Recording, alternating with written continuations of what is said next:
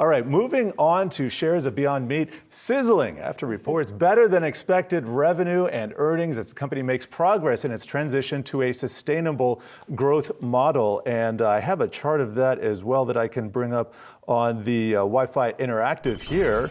And down in the lower right, this is a small box, but we're going to click that. There we go. Here's the 3-year view of Beyond Meat.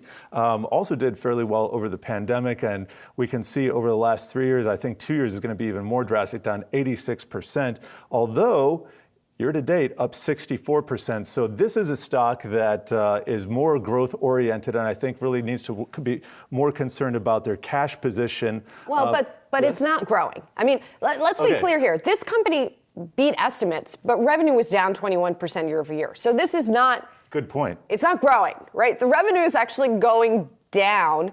The company, though, is just talking about trying to sort of manage that growth a little bit better. And what has happened here, and this is sort of a bigger issue with plant-based meat, right, is has it hit a ceiling? It's at least a roadblock, if nothing else, as we have seen, there was a big surge in interest, and now that's petered out a little bit. Yeah, well, and in terms of adoption, it's become, as we were talking about in the morning meeting, more of a commodity item. There are people who are, so I'm not the typical user here, so I don't really know the difference that well, but if you're at a store and you got Beyond Meat and it's right there, and Impossible Foods, their burger is not there, well, which one are you going to buy? The one that's there. The one that's there. It's as simple as that. And there's still this race for to get their various burgers into fast food chains, et cetera, but we've had some stops and starts on that point as well. So, yes, the numbers are up today. Yes, there's some relief today. Yes, the company is trying to get its distribution into order here. It did add about 5,000 new U.S. food service locations